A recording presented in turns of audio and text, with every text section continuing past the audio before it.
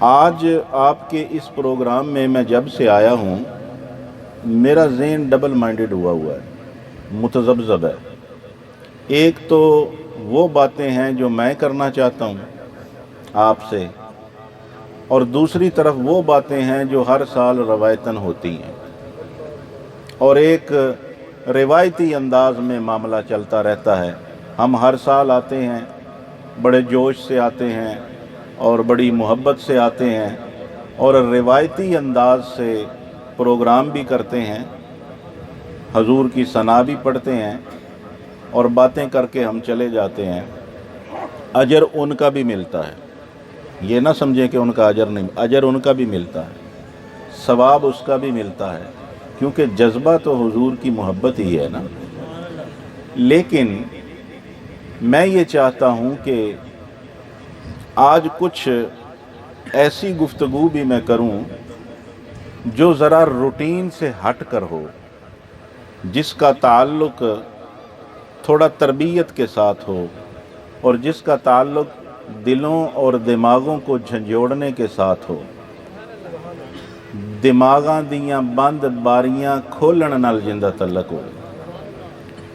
تو اس میں خاصی مشکل پیش آتی ہے۔ وہ قلوب، وہ اذہان جو ایک چیز کے عادی ہو چکے ہوتے ہیں اور اس کی عادت ان کے رگ و ریشے میں رچ بس گئی ہوتی ہے، انہیں اس سے ہٹانا بڑا مشکل کام ہوتا ہے۔ یہ خاصا مشکل کام ہے۔ اس کی میں اگر آپ یہ مجھ سے کہیں تو میں حدیث پاک سے اس کی میں آپ کو مثال پیش کر سکتا ہوں۔ رسول کریم صلی اللہ علیہ وآلہ وسلم نے جب خانہ کعبہ کو تعمیر کروایا تو جو آج آپ کو کعبہ نظر آ رہا ہے نا، یہ حضور کی مرضی کا نقشہ نہیں ہے۔ یہ صرف میں آپ کو سمجھانے کے لیے بتا رہا ہوں، پھر میں اپنی اصل گفتگو کی طرف آؤں گا۔ یہ حضور کی مرضی کا نقشہ نہیں ہے، حضور کی مرضی کچھ اور تھی۔ جو کعبہ آج ہمیں نظر آ رہا ہے، یہ اس حضور کے مبارک ذہن میں جو اس کا نقشہ تھا، یہ وہ نقشہ نہیں ہے۔ رسول اللہ صلی اللہ علیہ وآلہ وسلم نے ارشاد فرمایا کہ یہ جو حتیم ہے نا، وہ ایک دیوار ہے سفید سی، گول، نصف گول دائرے کی شکل میں، جس کو حتیم کہتے ہیں، جہاں پہ خانہ کعبہ کا بارش کے دوران پانی بھی گرتا ہے۔ کعبے کا جس کو کہتے ہیں پنجابی میں پرنالا ہے، وہاں پہ لوگ نفل پڑھتے ہیں، عبادت کرتے ہیں۔ وہ بھی کعبے کا حصہ ہے، وہ کعبے سے باہر نہیں ہے، وہ کعبے کا حصہ ہے۔ اور جب نبی کریم صلی اللہ علیہ وآلہ وسلم نے کعبہ شریف تعمیر کروایا تو حضور کی خواہش مبارک یہ تھی کہ اس حصے کو بھی کعبے کے اندر شامل کر دیا جائے۔ سن رہے ہیں آپ توجہ سے کہ نہیں؟ اس حصے کو بھی کعبے کے اندر شامل کر دیا جائے، اور حتیم سمیت ایک بلڈنگ بنائی جائے، ایک عمارت بنائی جائے جو حتیم کو بھی کور کر لے۔ اور یہ ایک صورت تھی۔ دوسرا حضور کے ذہن میں جو بات تھی وہ یہ تھی کہ یہ جو کعبے کا دروازہ، اس کی دہلیز اتنی اونچی ہے نا، انسان نیچے کھڑا ہو کے دونوں ہاتھ بھی اوپر کرے تو پھر بھی جو بڑے قد کا انسان ہے اس کے ہاتھ کعبے کی دہلیز تک پہنچتے ہیں، تو عام جو چھوٹے قد کا ہے بیچارہ، اس کا تو ہاتھ دہلیز تک بھی نہیں پہنچتا۔ حضور اکرم صلی اللہ علیہ وآلہ وسلم کی مبارک خواہش یہ تھی کہ یہ جو دروازہ اتنا اونچا لگایا گیا ہے، یہ زمانہ جہالت کے قدیم زمانے کے جو امراء تھے، بادشاہ تھے، حکمران تھے، انہوں نے جان بوجھ کر کعبے کی دہلیز اتنی اونچی رکھی ہے کہ کوئی عام آدمی کعبے کے اندر داخل نہ ہو سکے۔ ہم آئیں، ہمارے لیے خصوصی سیڑھی لائی جائے، اور وہ سیڑھی لگے، ہم اس کے اوپر جائیں اور اندر جائیں، کوئی دوسرا بندہ کعبے کے اندر داخل ہونے نہ پائے۔ رسول اللہ فرماتے تھے کہ میرا یہ خواہش تھی، میرا یہ ارادہ تھا کہ میں اس کی دہلیز کو فرش کے برابر کر دوں، اور ایک دروازہ اور رکھوں تاکہ حج کرنے کے لیے جو لوگ آتے ہیں، عمرہ کرنے کے لیے جو لوگ آتے ہیں، طواف کے لیے جو لوگ آتے ہیں، وہ ایک دروازے سے کعبے میں داخل ہوں اور دوسرے دروازے سے باہر نکلیں۔ یہ حضور کی غریب پروری ہے، یہ حضور کی بندہ نوازی ہے۔ وہاں پہ کوئی پروٹوکول نہیں ہوتے۔ میرے نبی کا مزاج پروٹوکول کے خلاف ہے۔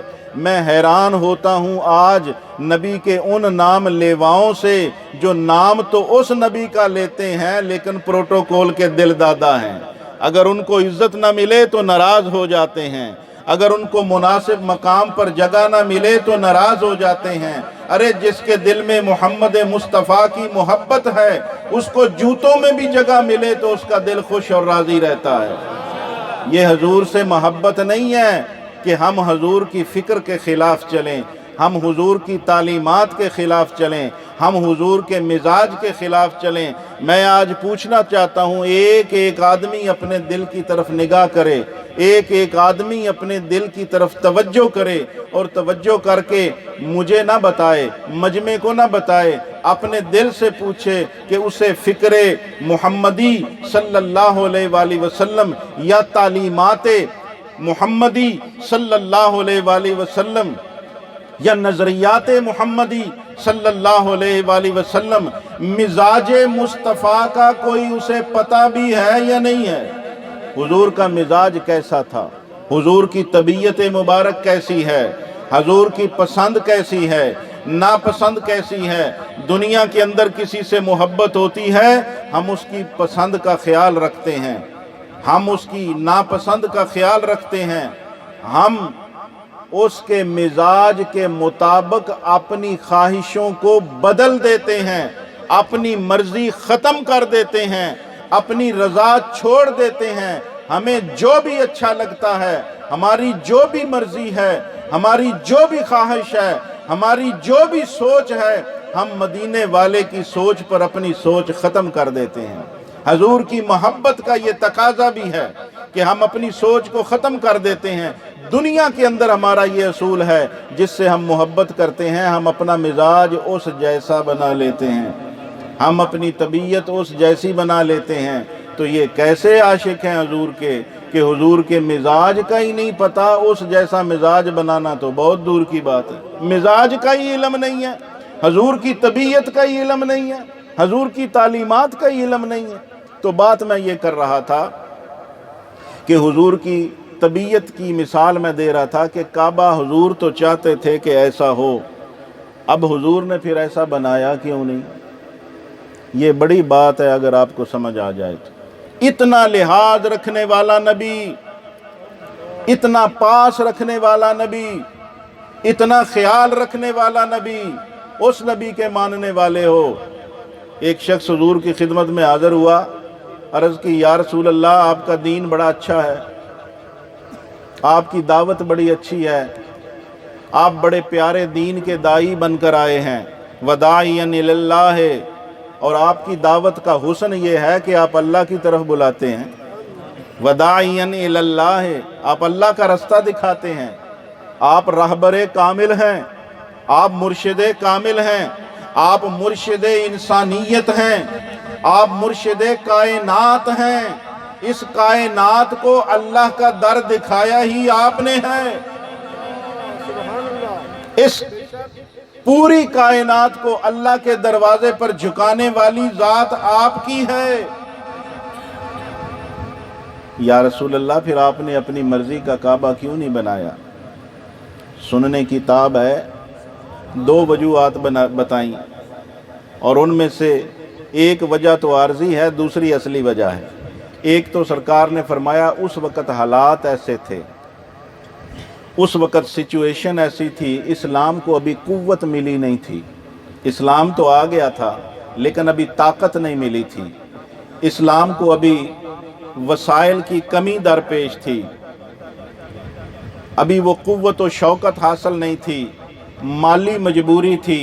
اگر وہ عمارت بناتے تو اس کے لیے زیادہ سرمایے کی ضرورت تھی، زیادہ پیسے کی ضرورت تھی، ज़्यादा वसाइल की ज़रूरत थी, हमारे पास वो दस्तयाब नहीं थे। और दूसरी वजह, और असली वजह सुन लो, असली वजह वो थी, दूसरी वजह सरकार ने फरमाया कि इतना अरसा गुजर गया, इतनी सदियां गुजर गईं, ये लोग इस काबे से मानूस थे, नहीं समझे। इन्हां दियां तबीयतां दे विच, इन्हां दियां सोचां दे विच, इन्हां दियां अखां 'च वो पुराने काबे वाला नक्शा समाया होया सी। पुरानी इमारत से इनकी तबीयतें मानूस हो चुकी थीं। मैंने इनका नज़रिया बदल दिया, मैंने इनकी सोच बदल दी, मैंने बुत परस्ती से इन्हें तौहीद परस्त बना दिया। लेकिन उस इमारत को देखते देखते इनके दिलो दिमाग में, इनके तसव्वुर में जो काबे की पुरानी तस्वीर थी, मैंने उसको इसलिए नहीं छेड़ा कि कहीं ऐसा ना हो कि हर चीज़ जो है वो इनकी मर्जी और ख्वाहिश से अचानक बदल जाए, तबीयतों पर कहीं बोझ ना आ जाए।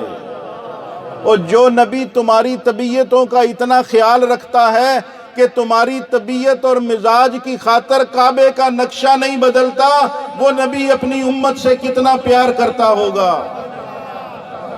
देखो ना, यकदम कोई इमारत होवे, कोई बिल्डिंग होवे तो सानू 50 साल हो जान, 70 बरस गुजर जाएं, 100 बरस गुजर जाएं, हम उसको ऐसे ही देख रहे हैं। अचानक आके उसको गिरा के नया नमूना बना दिया जाए तो दिलों पे बोझ आता है। मीनार पाकिस्तान है ना लाहौर में, आप जब से पैदा हुए हैं देख रहे हैं उस मीनार को, उसके नक्शे को, उसकी तस्वीर को, उसकी सूरत को, उसके मॉडल को, उसके डिज़ाइन को। अगरचे उससे बेहतर भी बना दिया जाए, उससे खूबसूरत भी बना दिया जाए, लेकिन यकदम जब उसको हटाकर उसकी जगह पे नया मीनार खड़ा किया जाएगा, ज़हन फौरी तौर पे उसको कबूल नहीं करेंगे। लोगों को चिकानी पैगी, कहेंगे यार ये मीनारे पाकिस्तान नहीं हो तो इंजदा हुंदा सी, वो तो इस तरह का होता था, ये कोई और ही मीनार है। फिर बताएंगे नहीं नहीं, उसको तब्दील कर दिया गया है, उसको बदल दिया गया है, ये है मीनारे पाकिस्तानी, मगर उसका नक्शा तब्दील कर दिया गया है। तो समझाना पड़ेगा, बताना पड़ेगा। मेरे नबी करीम सल्लल्लाहु अलैहि वसल्लम ने लोगों की ख्वाहिशों का इतना लिहाज किया है कि जो तस्वीर इनके ज़हनों में बनी हुई है उसका ख्याल रखा, जो अपनी मर्जी थी वो लोगों की मर्जी पर कुर्बान कर दी। हजूर ने ते अपनी मर्जी नहीं की थी, इस वास्ते कि लोगों को अजीब ना लगे। जो काबा इनके ज़हनों में है, जो काबा इनके तसव्वुर में है, नारे तकबीर, नारे रिसालत, नारे रिसालत, नारे हैदरी।